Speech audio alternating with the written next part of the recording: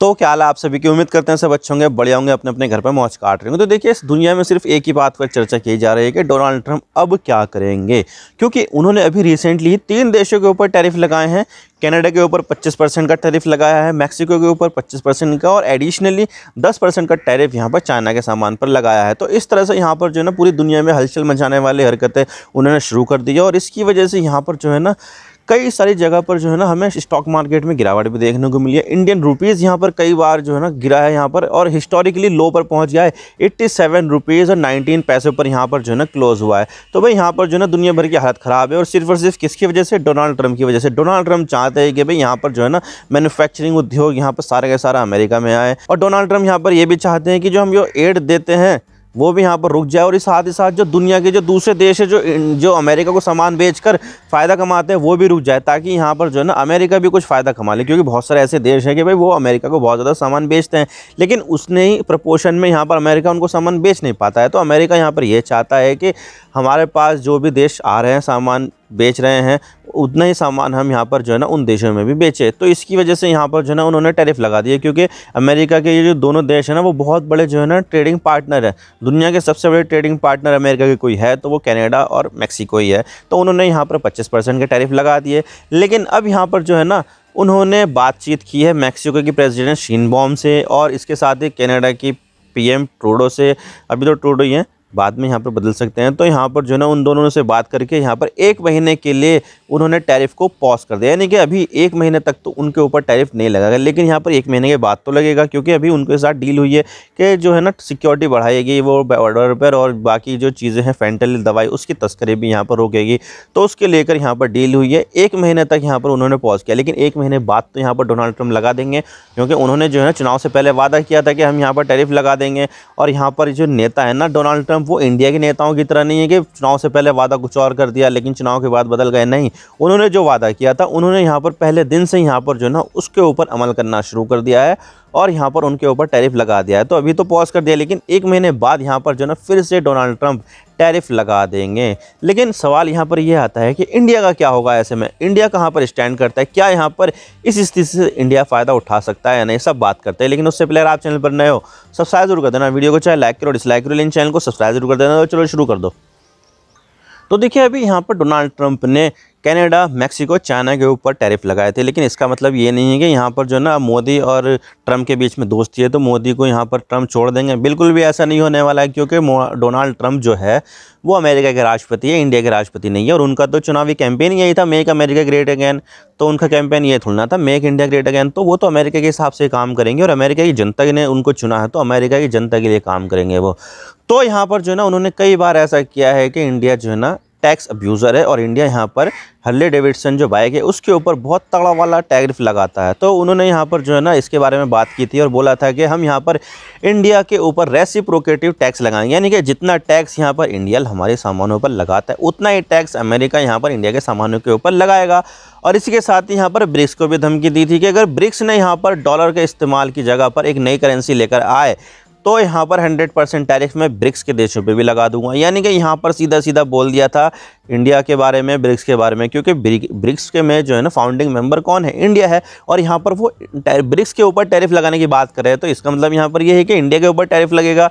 तो सीधा सीधा यहाँ पर उन्होंने बोल दिया था ऐसा कि भाई इंडिया के ऊपर मैं रेसिप्रोकेटिव टैक्स लगा दूंगा, और इसी के साथ ही यहाँ पर ब्रिक्स के ऊपर टैक्स लगा दूंगा। तो ये चीज़ क्या है? ये चीज़ है यहाँ पर कि भाई इंडिया भी यहाँ पर जो है ना बचने वाला नहीं है, और इंडिया के ऊपर भी यहाँ पर खतरा है कि कहीं यहाँ पर इंडिया के ऊपर भी टैरिफ ना लग जाए। और इसी की वजह से यहाँ पर जो है ना अभी बजट में भी यहाँ पर जो है ना Harley Davidson bike, high and bikes, high and car जो टेस्ला वगैरह की, उनके ऊपर यहाँ पर 50% पहले टैरिफ था, लेकिन उसको घटाकर अब 40% कर दिया है, ताकि यहाँ पर जो है ना अमेरिका को यहाँ पर लगे, डोनाल्ड ट्रंप को लगे कि भाई हम यहाँ पर नेगोशिएशन करने के लिए तैयार है, हम यहाँ पर जो है ना हम पॉजिटिव रुख अपना रहे हैं, ताकि यहाँ पर जो है ना तुम आराम से कारोबार कर सको। तो इस तरह से यहाँ पर इंडिया ने संकेत देने की कोशिश की है कि हम यहाँ पर बातचीत करने के लिए तैयार है, और हम आपके साथ काम करने के लिए तैयार है, इच्छुक है। तो इस तरह से यहाँ पर किया। लेकिन यहाँ पर देखने वाली बात हुई, क्या यहाँ पर जो है ट्रंप इंडिया को इस तरह से देखते हैं या फिर यहाँ पर जो है ना टैरिफ लगा देते हैं? तो भाई ये तो फ्यूचर ही बताएगा। लेकिन यहाँ पर बहुत सारी चीज़ ऐसी है जिसका यहाँ पर जो है ना इंडिया इस्तेमाल कर सकता है अपना एक्सपोर्ट बढ़ाने के लिए। जैसे कि अभी आपको मैं बता दूं कि कनाडा और मैक्सिको के ऊपर यहाँ पर जो है ना टैरिफ लगा दिए थे। अभी तो 1 महीने के लिए पॉज कर दिए, लेकिन 1 महीना निकलने के बाद जब यहाँ पर वापस से लगेगा तो तब यहाँ पर इंडिया के पास अपॉर्चुनिटी होगी बहुत सारा सामान यहाँ पर अमेरिका को एक्सपोर्ट करने की, क्योंकि जब यहाँ पर उनके ऊपर टैरिफ लग जाएगा तो उनका सामान यहाँ पर अमेरिका में महंगा हो जाएगा, जिसकी वजह से जो लोग हैं, कंज्यूमर है, वो यहाँ पर महंगी चीज़ खरीदना अवॉइड करेंगे और यहाँ पर देखेंगे कि मार्केट में कौन सा चीज़ है वो यहाँ पर अवेलेबल है। तो इंडिया के ऊपर तो टैरिफ लगे नहीं होंगे, तो इंडिया यहाँ पर कोशिश कर सकता है अपना जो एक्सपोर्ट है अमेरिका को बढ़ाने के लिए, क्योंकि यहाँ पर जब मैक्सिको और कनाडा की इस जगह पर जब इंडियन सामान वहाँ पर जाएगा तो वहाँ पर वो लोगों को यहाँ पर बिना टैरिफ के जाएगा, तो वहाँ पर सस्ता रहेगा और लोगों को भी यहाँ पर जो है ना उनको खरीदने में कोई भी संकोच भी नहीं होगा, क्योंकि यहाँ पर उनकी जो प्राइस रहेगी वो कम रहेगी। तो ऐसे में यहाँ पर इंडिया जो है वो सामान यहाँ पर अमेरिका को एक्सपोर्ट कर सकता है और बहुत ज़्यादा पैसा कमा सकता है। और इसी में एक सेक्टर आता है जेम्स एंड ज्वेलरी। तो ज्वेलरी और जेम्स जो है ना अमेरिका को बहुत ज़्यादा जाता है। इंडिया में तो वैसे भी जो सूरत शहर है वो तो डायमंड प्रोसेसिंग का सबसे बड़ा केंद्र है, तो यहाँ पर जो है ना बहुत सारा सामान हम अमेरिका को भी एक्सपोर्ट करते हैं। और जितना भी यहाँ पर अमेरिका इंपोर्ट करता है उसमें यहाँ पर लगभग 13% का जो सामान है जेम्स और ज्वेलरी का वो यहाँ पर इंडिया से इंपोर्ट किया जाता है अमेरिका में। लेकिन अगर हम यहाँ पर कंबाइन करें मैक्सिको और कनाडा में, क्योंकि भाई मैक्सिको और कनाडा टोटल यहाँ पर कितना एक्सपोर्ट करता है अमेरिका को, तो ये हो जाता है 21%, यानी कि इंडिया से ज़्यादा ही है। तो ऐसे में यहाँ पर अगर उनके ऊपर टैरिफ लग जाएगा तो उनके सामान यहाँ पर महंगे हो जाएंगे अमेरिका में। तो ऐसे में यहाँ पर इंडिया के ऊपर यहाँ पर जो है ना वो आ जाता है मौका कि भाई क्या हम यहाँ पर जो है ना जेम्स एंड ज्वेलरी जो है वो यहाँ पर अमेरिका को एक्सपोर्ट कर सकते हैं, क्योंकि यहाँ पर देखो 21% जो है एक बहुत बड़ा नंबर है। और ये जो जेम्स एंड ज्वेलरी है ना वो एक हाई एंड मामला है, बहुत ज़्यादा महंगा सामान आता है। तो ऐसे में यहाँ पर इंडिया जो है वो इस तरह का महंगा सामान अमेरिका को एक्सपोर्ट ज़्यादा कर सकता है। अभी तो 13% का शेयर है, लेकिन यहाँ पर जब 21% मैक्सिको और कनाडा का निकल जाएगा तो ऐसे में एक यहाँ पर जो है ना वैक्यूम क्रिएट होगा। तो उस वैक्यूम को भरने के लिए यहाँ पर इंडिया कोशिश कर सकता है कि हम यहाँ पर ये जो जेम्स एंड ज्वेलरी है वो यहाँ पर अमेरिका को ज़्यादा सप्लाई करें, ताकि यहाँ पर जो मैक्सिको और कनाडा के निकलने के बाद से जो वैक्यूम आया है उसको हम यहाँ पर फिल कर लें। तो भाई यहाँ पर इंडिया के पास जो है ना जेम्स एंड ज्वेलरी में अपॉर्चुनिटी है। इसी तरह से यहाँ पर आयरन और स्टील इंडस्ट्री में भी यहाँ पर इंडिया बेनिफिट ले सकता है। अमेरिका यहाँ पर जो टोटल इंपोर्ट करता है ना आयरन और स्टील, वो यहाँ पर इंडिया से अपनी ज़रूरतों का लगभग यहाँ पर मान के चलिए 7% करता है, 6.8% मोर स्पेसिफिकली। तो यहाँ पर 6.8% यहाँ पर आयरन और स्टील यहाँ पर इंडिया से इंपोर्ट करता है। जब हम यहाँ पर बात करें मैक्सिको और कनाडा की, तो उनसे यहाँ पर कितना है पता है? इनका यहाँ पर 64.4, यानी कि यहाँ पर बहुत बड़ा गैप है। तो ऐसे में यहाँ पर अगर टैरिफ लगता है मैक्सिको और कनाडा की स्टील इंडस्ट्री पर, आयरन स्टील इंडस्ट्री पर, तो यहाँ पर जो है ना एक गैप हो जाएगा बहुत तगड़ा वाला। और इसमें यहाँ पर बहुत ज़्यादा पैसा बनता है आयरन और स्टील में, क्योंकि कंस्ट्रक्शन का काम तो लगातार चलते ही रहता है, इंफ्रास्ट्रक्चर बनाने का काम लगातार चलते ही रहता है हर देश में। तो ऐसे में यहाँ पर इंडिया के पास मौका होगा, हम जो यहाँ पर जो है ना 6.8% का जो मार्केट शेयर लेके बैठे हैं अमेरिका का, उसको हम यहाँ पर बढ़ा सकते हैं, 20% कर सकते हैं, 30% कर सकते हैं, 40% कर सकते हैं। तो इस तरह से यहाँ पर जो है ना अपना जो एक्सपोर्ट है अमेरिका को वो बढ़ा सकता है, और इससे यहाँ पर जो है ना काफ़ी ज़्यादा इंडिया को बेनिफिट होगा। और इसके अलावा यहाँ पर प्रोसेस्ड फूड, यानी कि जो नूडल्स वगैरह जो आते हैं प्रोसेस्ड हुए हुए, और इसके अलावा जो फ्रेंच फ्राइज, दूसरे यहाँ पर जो प्रोसेस्ड फूड आते हैं ना, उसके मामले में भी यहाँ पर इंडिया जो है ना काफ़ी ज़्यादा एक्सपोर्ट करता है अमेरिका को। लेकिन अगर हम यहाँ पर कनाडा और मैक्सिको का शेयर देखें तो काफ़ी ज़्यादा जो है ना अंतर है, जहाँ पर इंडिया जो है 9% के लगभग मार्केट शेयर अमेरिका की पकड़ के बैठा है। यानी कि जितना भी टोटल अमेरिका इंपोर्ट करता है प्रोसेस्ड फूड, उसमें यहाँ पर इंडिया का जो शेयर है वो 9% है। लेकिन अगर हम यहाँ पर टोटल देखें मैक्सिको और कनाडा दोनों का, तो यहाँ पर ये हो जाता है 20.5%, यानी कि यहाँ पर जो है ना 1/5 जो परसेंटेज है वो यहाँ पर कनाडा और मैक्सिको से आती है। तो बहुत बड़ा मार्केट शेयर है, और यहाँ पर फूड इंडस्ट्री में एक जो है ना मौका है इंडिया के पास कि भाई अगर इनके ऊपर टैरिफ लग जाता है तो हम यहाँ पर जो है ना अपना जो एक्सपोर्ट है वो अमेरिका को बढ़ा सकते हैं, क्योंकि ज़रूरत तो अमेरिका को है। लेकिन यहाँ पर जब मैक्सिको और कनाडा के ऊपर यहाँ पर टैरिफ लग जाएंगे तो उनका सामान महंगा हो जाएगा। तो ऐसे में यहाँ पर इंडिया के पास अपॉर्चुनिटी है कि अपना जो एक्सपोर्ट है वो यहाँ पर बढ़ाए। अभी यहाँ पर 9% है, तो बढ़ाकर ये यहाँ पर 15% या 16% या 17% भी कर सकते हैं। तो ऐसे में यहाँ पर इंडिया के पास मौका है कि जब यहाँ पर टैरिफ लगेंगे कनाडा के ऊपर और मैक्सिको के ऊपर, तब यहाँ पर इंडिया के पास अपॉर्चुनिटी हो जाएगी कि भाई हम यहाँ पर जो है ना प्रोसेस्ड फूड भी यहाँ पर अमेरिका को एक्सपोर्ट कर सकते हैं। और इसके अलावा यहाँ पर चाइना के ऊपर भी टैरिफ लगे हुए हैं, तो चाइना का जो सामान अमेरिका में जाता है तो वो यहाँ पर महंगा हो जाएगा। तो ऐसे में यहाँ पर जो सामान चाइना का महंगा हो जाएगा ना अमेरिका में, तो उसको यहाँ पर जो है ना इंडिया रिप्लेस कर सकता है और इंडिया यहाँ पर जो है ना उस सामान का जो है ना सप्लाई बढ़ा सकता है। तो इससे यहाँ पर इंडिया को बेनिफिट होगा। और इसके अलावा यहाँ पर जो अपैरल और क्लॉथ इंडस्ट्री है उसमें भी यहाँ पर इंडिया को काफ़ी ज़्यादा बेनिफिट होने वाला है। मैं आपको बता दूं कि दुनिया का सबसे बड़ा कपड़ों का जो इंपोर्टर है वो यहाँ पर अमेरिका है। अमेरिका यहाँ पर सबसे ज़्यादा कपड़ों का इंपोर्ट करता है दुनिया के कई सारे देशों से, कंबोडिया से, वियतनाम से, चाइना से, यहाँ पर इंडिया से, बांग्लादेश से, पाकिस्तान तक से यहाँ पर जो है ना सामान जो है ना इंपोर्ट करता है अमेरिका। कपड़े यहाँ पर ख़ास तौर से इंपोर्ट करता है।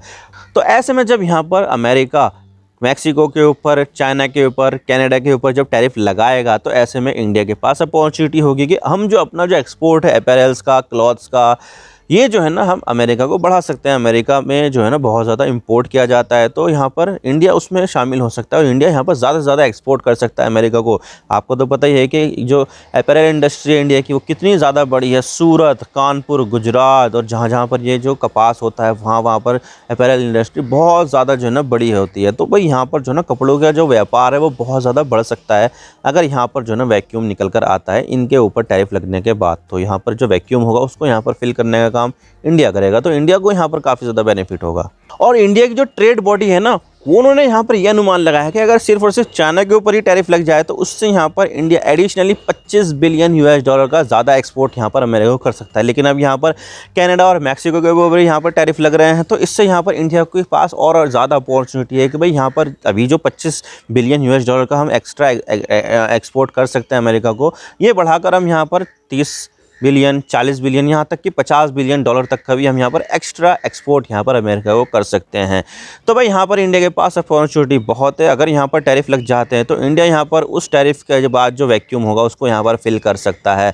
तो भाई यहाँ पर नो डाउट इंडिया के पास यहाँ पर जो ना काफ़ी अच्छी अपॉर्चुनिटी है और इंडिया के लिए यहाँ पर अमेरिका बहुत ज़्यादा इंपॉर्टेंट भी है। क्योंकि अगर देखा जाए तो यहाँ पर हम इंडिया जो है जितने देशों के साथ व्यापार किया जाता है ना इंडिया के ज़रिए, तो उसमें यहाँ पर जो है ना ट्रेड डेफिसिट हमेशा से इंडिया के साथ रहता है। यानी कि यहाँ पर इंडिया जो है ना उन देशों को सामान कम बेचता है लेकिन खरीदता ज़्यादा है, जिससे यहाँ पर इंडिया का जो डॉलर है उनके पास ज़्यादा पहुँचता है। लेकिन यहाँ पर जो है ना अमेरिका के मामले में उल्टा है।